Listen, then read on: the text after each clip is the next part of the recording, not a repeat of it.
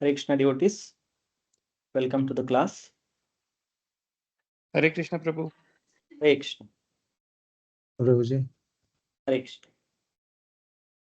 Hare Krishna Prabhu. Hare Krishna Prabhuji. Hare Krishna. Hare Krishna Prabhu. Hare Hare Krishna Prabhu. Hare Hare Krishna. Krishna. Hare Krishna.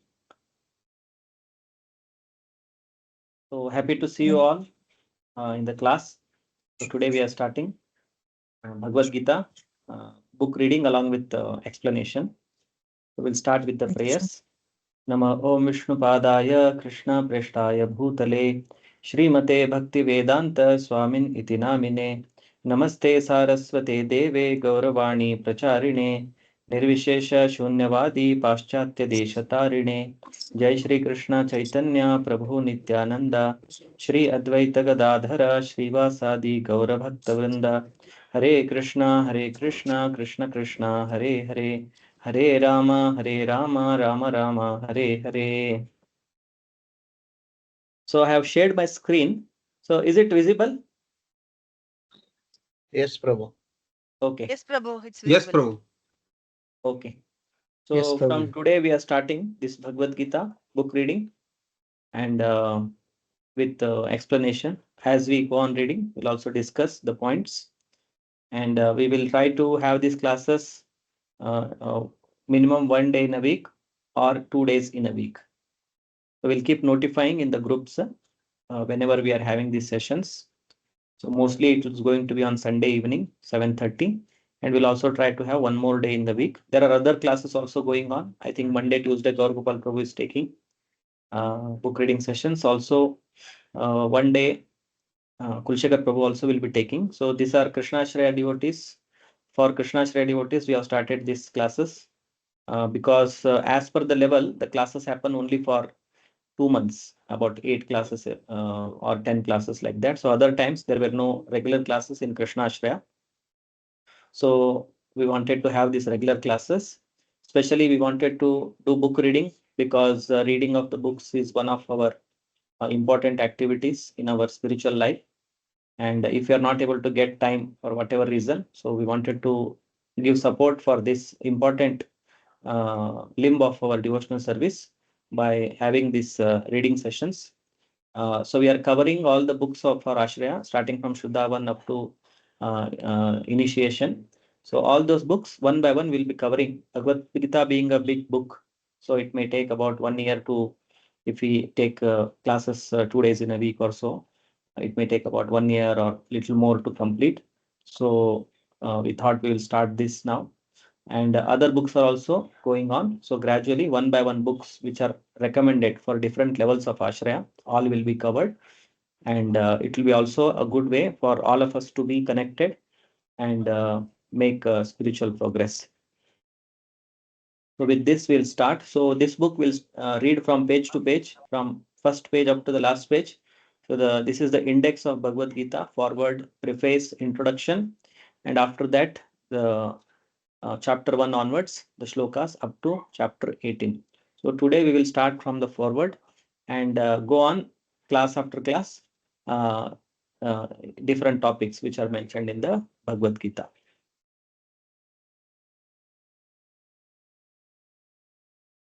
So I'm referring to this prabhupadbooks.com website, where Prabhupada's Bhagavad Gita as it is, 1972 edition is available. We'll be referring this one. Is the text visible? Should I increase the font? Yes, Anyway, I'll Prabhu. be Can you reading. please increase the font little bit? If I increase, it will go out of screen. Okay. If I increase the font, it may go out of screen. I think, Prabhu, this is fine only. This is fine? Yeah, it is this fine, is Prabhu. okay. Visible, This Prabhu. is okay, Prabhu. Now. Okay. Yeah. So this is a forward written to Bhagavad Gita by one Professor Edward C. Demock Jr., Department of South Asian Languages and Civilization, University of Chicago. So this gentleman has written the forward for Bhagavad Gita. We'll go through this. The Bhagavad Gita is the best known and most frequently translated of Vedic religious texts. Why it should be so appealing to the Western mind is an interesting question. It has drama for its setting is a scene of two great armies, banners flying, drawn up opposite one another on the field, poised for battle. It has ambiguity, and the fact that Arjuna and his charioteer Krishna are carrying on their dialogue between the two armies suggests the indecision of Arjuna about the basic question: should he enter battle against and kill those who are friends and kinsmen? It has mystery as Krishna demonstrates to Arjuna his cosmic form. It has a properly complicated view of the ways of the religious life and treats of the path of knowledge, works, discipline, and faith and their interrelationships. Problems that have bothered adherents of other religions in other times and places. The devotion spoken of is a deliberate means of religious satisfaction, not a mere outpouring of poetic emotion. Next to the Bhagavata Purana, a long work from South India, the Gita is the text most frequently quoted in the philosophical writings of the Gaudiya Vaishnava school. The school represented by Swami Bhaktivedanta as the latest in a long succession of teachers. It can be said that this school of Vaishnavism was founded or revived by Sri Krishna Chaitanya Mahaprabhu in Bengal, and that it is currently the strongest single religious force in the eastern part of the Indian subcontinent. The Gaudiya Vaishnava school, for whom Krishna is himself the supreme God and not merely an incarnation of another deity, sees bhakti as an immediate and powerful religious force consisting of love between man and God. Its discipline consists of devoting all one's actions to the deity, and one listens to the stories of Krishna from the sacred text. One chants Krishna's name, washes, bathes, and dresses the Murti of Krishna, feeds him, and takes the remains of the food offered to him, thus absorbing his grace. One does these things and many more until one has been changed. The devotee has become transformed into one close to Krishna and sees the Lord face to face. Swami Bhaktivedanta comments upon the Gita from this point of view, and that is legitimate. More than that, in this translation, the Western reader has the unique opportunity of seeing how a Krishna devotee interprets his own texts. It is the Vedic exegetical tradition, justly famous in action.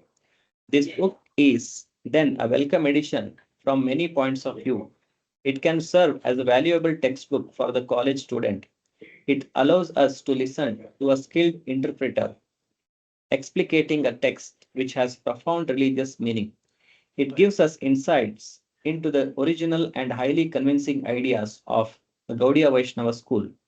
In providing the Sanskrit in both Devanagari and transliteration, it offers the Sanskrit specialist the opportunity to reinterpret or debate particular Sanskrit meanings. Although I think there will be little disagreement about the quality of the Swami's Sanskrit scholarship. And finally, for the non specialist, there is readable English and a devotional attitude which cannot help but move the sensitive reader. And there are the paintings, which incredibly, as it may seem to those familiar with contemporary Indian religious art, were done by American devotees. The scholar, the student of Gaudiya Vaishnavism, and the increasing number of Western readers interested in classical Vedic thought have been done a service by Swami Bhaktivedanta by bringing us a new and living interpretation of a text already known to many. He has increased our understanding manifold, and arguments for understanding in these days of estrangement need not be made. So he is a professor. So this was the initial days of ISKCON, and the books were just getting published. Prabhupada by that time would have written some other small books, but Bhagavad Gita is one of the major books which was published, and Bhagavad Gita is popular not only in India but throughout the world. And Prabhupada wanted to give this Bhagavad Gita as it is. We will see next in the uh, preface section where Prabhupada mentions about those things, and in the introduction section. So this person is like any ordinary Westerner, but he is a professor of South Asian Languages and Civilization, University of Chicago. So generally, because the movement is new, and if a foreword is written by some prominent personality, that also helps for convincing others to take this book and read. So with that light, he is not a devotee, but he is a professor and specialized in South Asian languages. And probably for that reason, he would have been requested to write a foreword about this. So he has given his views about what is ISKCON, what is this book, so that we have seen here. And next, we will directly jump to Prabhupada's writing, which starts from the next section, which is preface. So this is written by Prabhupada in 12th May 1971 in Sydney, Australia. So this is the preface, and Prabhupada is mentioning that why he started writing this Bhagavad Gita. Originally, I wrote Bhagavad Gita as it is in the form in which it is presented now.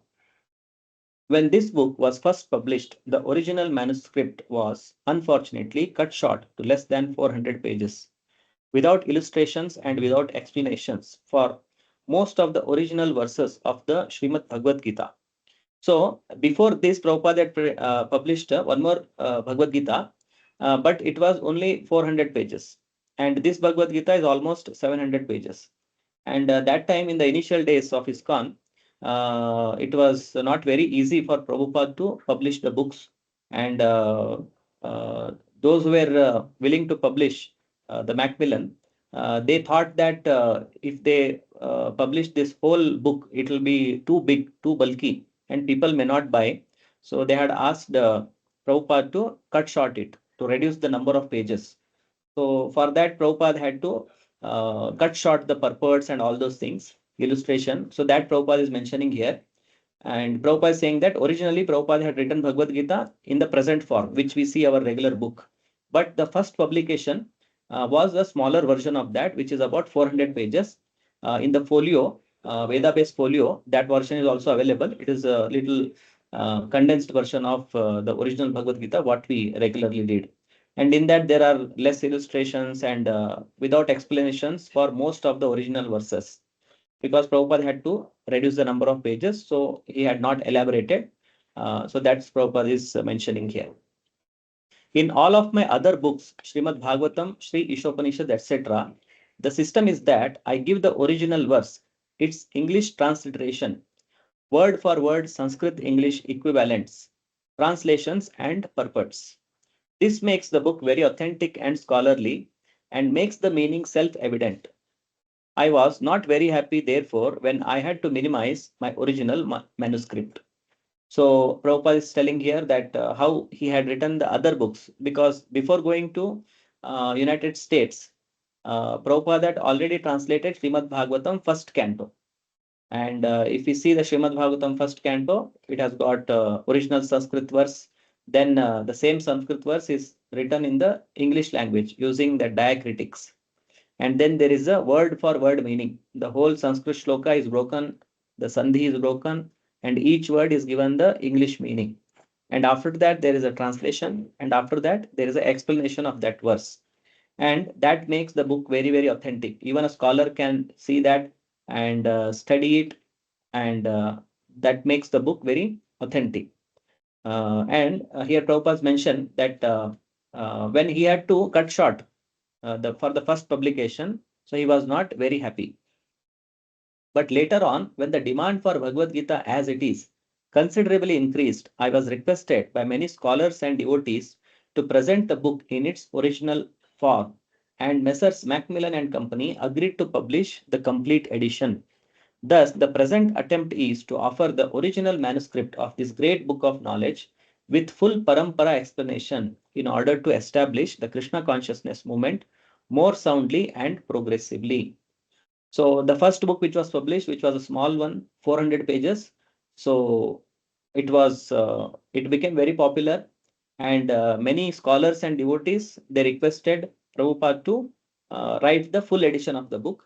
And also the publishing company, Macmillan, they also agreed to publish the complete edition. So that's how the original Bhagavad Gita, which Prabhupada had written, that got published. And here Prabhupada is mentioning that This attempt is to offer the original manuscript of this great book of knowledge with full parampara explanation. So this we will hear more about the importance of receiving Bhagavad Gita through disciple succession, through parampara. So that Prabhupada is mentioning here in the first few lines of the preface. Our Krishna consciousness movement is genuine, historically authorized, natural, and transcendental due to its being based on Bhagavad Gita as it is. So here Prabhupada is telling about Krishna consciousness movement, that it is genuine. It is not a fake thing or it is not a cheating thing. And it is authorized, historically authorized, because it has begun from time immemorial, from the beginning of creation, starting from Brahma and all the other disciplic succession. And 5,000 years ago, Krishna re-established this Krishna consciousness by again speaking this Bhagavad Gita. And it is also the natural process for the living entity. This is natural way of living. And it is also transcendental. So transcendental means beyond the three modes of material nature. So about the three modes of material nature also we'll be understanding in this book. There is a separate chapter which Krishna talks about the three modes of material nature. So transcendental means that which is beyond these three modes of material nature, Sattva, Raja, and Tama. So the Krishna consciousness movement is genuine, historically authorized, natural, and transcendental because it is based on Bhagavad Gita as it is. It is gradually becoming the most popular movement in the entire world. So this is written in 1972. So Prabhupada is saying that gradually it is becoming the most popular movement in the entire world, especially amongst the younger generation. It is becoming more and more interesting to the older generation also. Older gentlemen are becoming interested, so much so that the fathers and grandfathers of my disciples are encouraging us by becoming life members of our great society, the International Society for Krishna Consciousness. In Los Angeles, many fathers and mothers used to come to see me to express their feelings of gratitude for my leading the Krishna consciousness movement throughout the entire world. Some of them said that it is greatly fortunate for the Americans that I have started the Krishna consciousness movement in America. But actually, the original father of this movement is Lord Krishna himself. Since it was started a very long time ago, but is coming down to human society by disciplic succession. If I have any credit in this connection, it does not belong to me personally, but it is due to my eternal spiritual master, His Divine Grace, Om Vishnupada Paramahamsa Parivrajaka Ashtottara Shata Shri Srimad Bhakti Siddhanta Saraswati Goswami Maharaj Prabhupada. So here Prabhupada is giving the credit to his spiritual master and to the disciplic succession and the movement, the original father of this ISKCON movement is Lord Krishna himself, and how the younger generation and older generation all are getting attracted to this movement and supporting this ISKCON movement. So this was in the United States in the 1970s, and we see that then onwards, even till today, till up to date also, all classes of people, they get attracted by this Krishna consciousness movement. If I personally have any credit in this matter, so here we also see the humility of Prabhupada, that although he is the founder of a worldwide organization, a great scholar, and a pure devotee, but he is not taking credit for himself for all that he has done, all the extraordinary things that he has been doing. He is giving the credit to his spiritual master. If I personally have any credit in this matter, it is only that I have tried to present Bhagavad Gita as it is, without adulteration. So Prabhupada is telling my only credit, and Prabhupada has told this thing in many places, many lectures also, that my credit is only that I have not adulterated Bhagavad Gita. So I have not presented Bhagavad Gita with my own whims, but I have presented Bhagavad Gita as it is. What Krishna has told, just I have presented the same thing, and that is my credit. Before my presentation of Bhagavad Gita as it is, almost all the English editions of Bhagavad Gita were introduced to fulfill someone's personal ambition. But our attempt in presenting Bhagavad Gita as it is to present the mission of the Supreme Personality of Godhead Krishna. Our business is to present the will of Krishna, not that of any mundane speculator like the politician, philosopher, or scientist, for they have very little knowledge of Krishna, despite all their other knowledge. So here Prabhupada is telling that there are many editions of Bhagavad Gita. Even before Bhagavad Gita as it is came, there were about, Prabhupada mentions, about 500 plus in English language, different versions of Bhagavad Gita. But in all of them, the author, what he is doing, he is trying to present his own views by taking the shelter of Bhagavad Gita. In the name of Bhagavad Gita, the authors, they have given their own views without actually touching the original teachings of Krishna. And here Prabhupada is mentioning that our attempt is to present Bhagavad Gita as it is and to present the mission of the Supreme Personality of Godhead Krishna. So Krishna has got a mission in this world, and that he has told in the Bhagavad Gita. And Prabhupada is presenting that mission as it is. And what is the will of Krishna? Why did Krishna speak Bhagavad Gita? What is his intention? If we don't understand this, then there is no point in understanding Bhagavad Gita. If we hear Bhagavad Gita from someone who is not presenting what Krishna has told, then we will not be listening to what Krishna has spoken, but we'll be listening to that unauthorized person, his ideas, his concepts.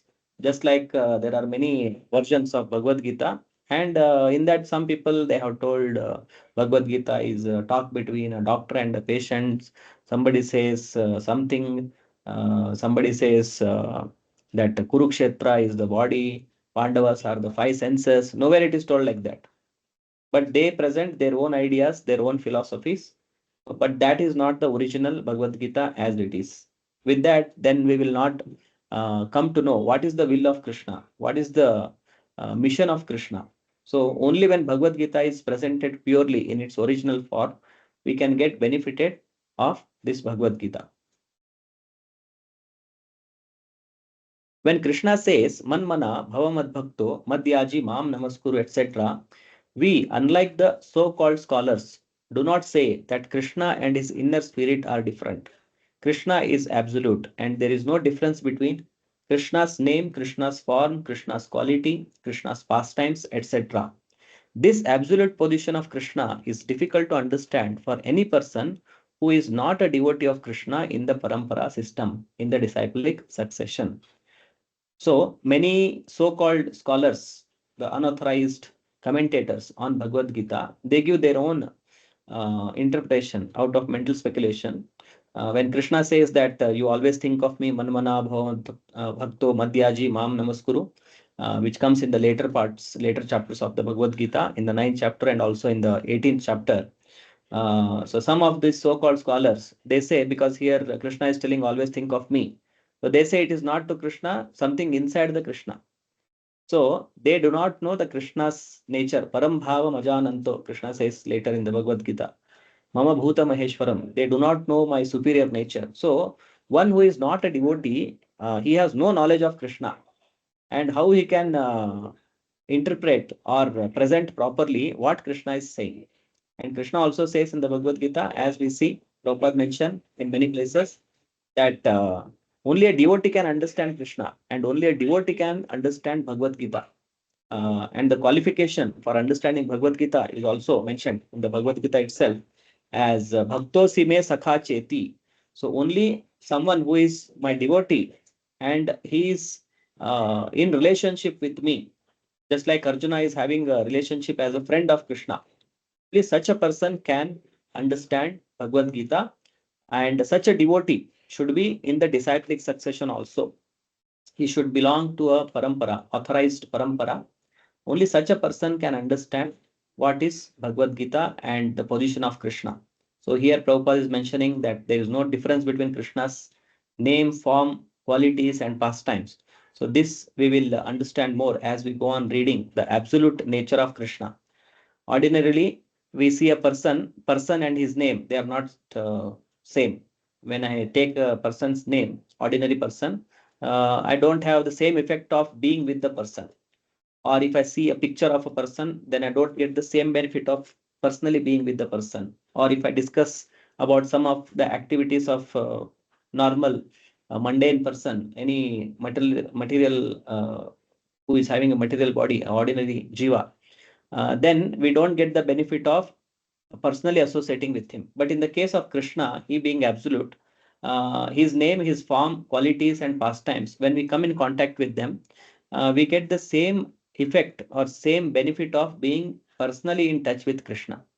So these things we will understand more as we go on reading the Bhagavad Gita, the position of Krishna, how he is non-different from his name, form, qualities, and pastimes. Generally, the so-called scholars, politicians, philosophers, and swamis, without perfect knowledge of Krishna, try to banish or kill Krishna when writing commentary on Bhagavad Gita. So, because they have no understanding of Krishna, they have no devotion for Krishna, when they are writing Bhagavad Gita, which is given by Krishna, they want to push out Krishna from the Bhagavad Gita. And Prabhupada is telling that they try to banish or kill Krishna. So they don't want Krishna, they want Krishna's words, but they don't want him. So they don't want to tell people that you have to surrender to Krishna, you have to become a devotee of Krishna, because they have no knowledge, they have no perfect knowledge of Krishna. Such unauthorized commentary upon Bhagavad Gita is known as Mayavada Bhashya. So such commentaries which are written without knowing the position of Krishna, without having the perfect knowledge of Krishna, and which is written by a non-devotees, not belonging to the bona fide parampara, such commentaries, they are known as the Mayavada Bhashyas, Mayavadi Bhashyas. And Lord Chaitanya has warned us about these unauthorized men. Lord Chaitanya clearly says that anyone who tries to understand Bhagavad Gita from the Mayavadi point of view will commit a great blunder. So he'll make a big mistake if anybody tries to read Bhagavad Gita, which is not in the parampara, which is not written by a pure devotee of Krishna. The result of such a blunder will be that the misguided student of Bhagavad Gita will certainly be bewildered on the path of spiritual guidance and will not be able to go back home, back to Godhead. So, what will be the consequences of reading unauthorized versions of Bhagavad Gita? That ultimate goal of Bhagavad Gita, as told by Krishna, that he want the living entities, the souls, to come back to him, to the spiritual world. And if somebody reads Bhagavad Gita, which is unauthorized, the result will be he will not be able to achieve this ultimate goal of life. And he will be bewildered on his spiritual path. So Bhagavad Gita is a spiritual book. Bhagavad Gita is not meant for solving our material problems. It is meant for reviving our original Krishna consciousness and taking us back to the spiritual world, stopping the repetition of birth and death. So the eternal soul, which is getting these material bodies and undergoing transmigration from one body to another body. So stopping this repetition of birth and death, that is the purpose of Bhagavad Gita, and taking the living entity back to the spiritual world. And if someone reads Bhagavad Gita, which is unauthorized, then he will not be able to understand this, that I am not this body and I am spirit soul, and my ultimate goal of life is to go back to the spiritual world. All these things the person will not be able to understand, and he will be misguided on his spiritual path. Our only purpose is to present this Bhagavad Gita as it is in order to guide the conditioned student to the same purpose for which Krishna descends to this planet once in a day of Brahma, or every uh, 86 crore years. So Krishna comes once in 86 crore years. And that is the life, that is the one day of Brahma. So Brahma, the lifespan, it is said in the Bhagavad Gita, Sahasra Yuga Paryantam, Aharyat Brahmano Viduhu. For Brahma, Sahasra Yuga is one day, and same is the night time. So Sahasra Yuga means the cycle of Satya Yuga, Treta Yuga, Dwapar Yuga, and Kali Yuga. All four together combined is considered as a one Mahayuga. So that comes to close to 43 lakh 20,000 years. And such 1,000 cycles is one day of Brahma. And similar is the night. So all put together, it becomes 86 crore years. 86 crore years is one day of Brahma. And Krishna takes many, many incarnations during this period. Like Rama, Narsimha, Varaha, Vamana. So many incarnations he takes. But Krishna, as personally, he comes only once in one day of Brahma. And when he comes, he has got some purpose. So he wants the conditioned living entity to take back to Godhead by giving this knowledge of Bhagavad Gita. And Prabhupada is mentioning here that his purpose in writing the Bhagavad Gita as it is same as the purpose of Krishna, for which he appears once in a day of Brahma. This purpose is stated in Bhagavad Gita, and we have to accept it as it is. Otherwise, there is no point in trying to understand the Bhagavad Gita and its speaker, Lord Krishna. So we should know for what purpose Krishna has spoken Bhagavad Gita. And if you don't understand that, our reading of Bhagavad Gita will not give us any desired results. Lord Krishna first spoke Bhagavad Gita to the sun god some hundreds of millions of years ago. We have to accept this fact and thus understand the historical significance of Bhagavad Gita without misinterpretation on the authority of Krishna. So in the 4th chapter, Krishna says, Imam Vivasvate Yogam Proktavan Hamavyayam. I told the same science of Bhagavad Gita many years ago to the sun god on the sun planet. So this Krishna says in the Bhagavad Gita. And one has to understand the historical significance. Bhagavad Gita is not just 5,000 years ago. It is millions of years ago Bhagavad Gita was spoken. And the same knowledge was also given at the beginning of creation to Brahma in the form of the Chatushloki Bhagavatam also. So this is nothing that it is a new knowledge. 5,000 years ago, Krishna first time spoke this. That is not the first time the Bhagavad Gita was spoken. It was spoken many millions of years ago to the sun god. To interpret Bhagavad Gita without any reference to the will of Krishna is the greatest offense. So if somebody interprets Bhagavad Gita and without understanding what is the purpose of Krishna, why Krishna is speaking Bhagavad Gita, and without knowing that, if somebody simply tries to give a translation or any interpretation of Bhagavad Gita verses, then he is committing a great offense to Krishna. Krishna has one purpose, for that he has spoken. And when he has left this planet, if somebody takes his book and gives his own interpretation, then he is committing a great offense to Krishna. So I have some purpose, for that I have done something, and somebody takes that and gives his own word. So then the original person, he will get offended that why this person is doing this. So same way, if somebody does not understand why Krishna has spoken Bhagavad Gita and tries to give his own interpretations, then he is committing a great offense. In order to save oneself from this offense, one has to understand the Lord as the Supreme Personality of Godhead, as he was directly understood by Arjuna, Lord Krishna's first disciple. Such understanding of Bhagavad Gita is really profitable and authorized for the welfare of human society in fulfilling the mission of life. So one has to understand the position of Krishna. As we read in the Bhagavad Gita, Krishna tells that what is his position and what is the position of other Devi Devatas, demigods, and what is the position of living entities. This clearly Krishna describes in the Bhagavad Gita, that he is the source of everything. Aham sarvasya prabhaho matta sarvam pravartate. So everything is emanating from me. Everything is under my control. All these things Krishna tells, and he not only tells this later on, he also displays his universal form to Krishna. So he proves also that he is the Supreme Lord. So the student who is trying to understand Bhagavad Gita should know this position of Krishna and accept him as the Supreme Personality of Godhead. And that is how Arjuna understood Krishna. And he is the first disciple who understood Bhagavad Gita. So Arjuna, he was in a confusing state whether he should fight or not. And that time the Bhagavad Gita was spoken. And after understanding Bhagavad Gita, his illusion was gone, and he was back to his normal state, and he could fight the battle, and he accepted Krishna as the Supreme Lord, Parabrahma, Parandhama. So Prabhupada also mentions, as we go on reading, that how to understand Bhagavad Gita, the example is set by Arjuna himself. So how Arjuna understood Bhagavad Gita, same way, if we also understand in the same manner, following his footsteps, then we will also get the same benefit what Arjuna got by hearing Bhagavad Gita directly from Krishna. The Krishna consciousness movement is essential in human society, for it offers the highest perfection of life. How this is so is explained fully in the Bhagavad Gita. Unfortunately, mundane wranglers have taken advantage of Bhagavad Gita to push forward their demonic propensities and mislead people regarding right understanding of the simple principles of life.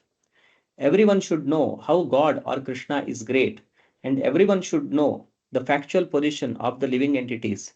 Everyone should know that a living entity is eternally a servant, and that unless one serves Krishna, one has to serve illusion in different varieties of the three modes of material nature. And thus, perpetually, one has to wander within the cycle of birth and death. Even the so-called liberated Mayavadi speculator has to undergo this process. This knowledge constitutes a great science, and each and every living being has to hear it for his own interest.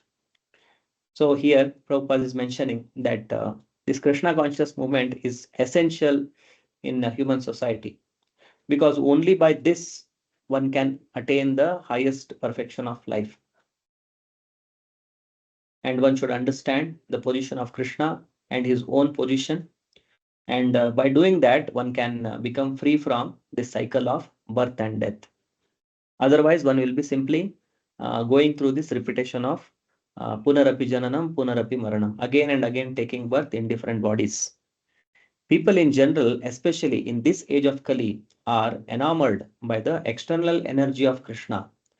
And they wrongly think that by advancement of material comforts, every man will be happy. So this is the present situation, especially in Kali Yuga.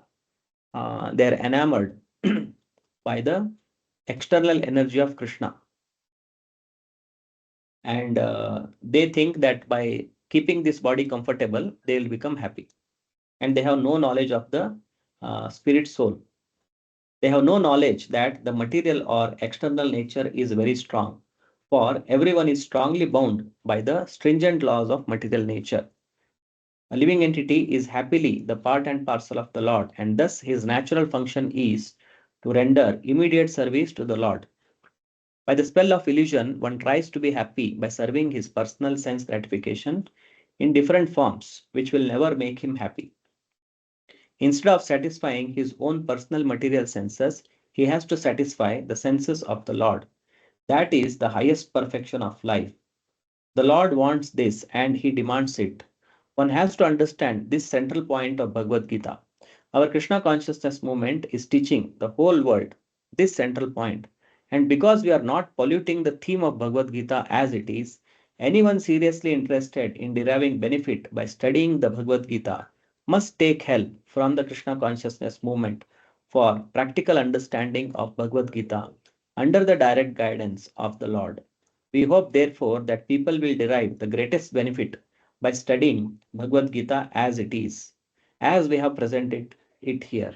And if even one man becomes a pure devotee of the Lord, we shall consider our attempt success. A.C. Bhaktivedanta Swami, 12th May 1971, Sydney, Australia. So, this is the preface of Bhagavad Gita, where Prabhupada is revealing us about the different unauthorized versions of Bhagavad Gita, what is original Bhagavad Gita, how it has to be understood, what is the position of Krishna. In a small nutshell, in the preface itself, Prabhupada has given all these details. And after this, we'll be going to the introduction part. So introduction is also a very important section. It is almost like a summary of the Bhagavad Gita is given in the introduction. It is like the essence of the Bhagavad Gita. And if you understand the introduction part, then the further reading becomes very, very easy to understand the other shlokas. So today we will end our session here. And in the next session, we will go through the introduction part. And one by one, we will go to the different chapter and different shlokas. So if there are any questions, we can take up the questions. Otherwise, we will connect again in our next session. If anybody has got any questions, they may ask.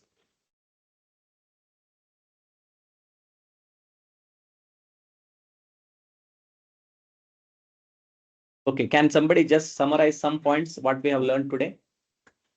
Hare Krishna, Prabhu. Hare Krishna. Prabhu, I'm reading Sri Krishna book every day. Okay.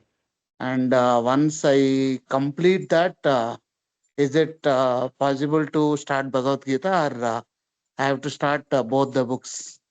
No, if you have got time, you can go through both. There is no restriction that, or there is no rule that you have to finish Krishna book and then read Bhagavad Gita. If you have got time, if you want to read them parallelly, there is no harm. You can read. Okay. And when we start one chapter in that book, Okay. in one stretch, I have to complete the chapter, or depending on the time, I can stop. Yeah, depending on your time. There is no such rule. See, generally, Prabhupada is recommended that 1 hour you should read. Okay. 1 hour, in 1 hour, whatever you can read, that much you read. It doesn't matter whether you complete the chapter or not. Okay. Okay, Prabhu. Hare Krishna. If you have got time, we can read more also. But generally, in our busy schedule, sometimes we may not find time. So at least we should try to adjust our schedule that we get at least about 1 hour to read the books every day. Okay, Prabhu. Hare Krishna, Prabhu. Next. So can somebody just tell few points what we understood today? Hare Krishna, Prabhu. Hare Krishna.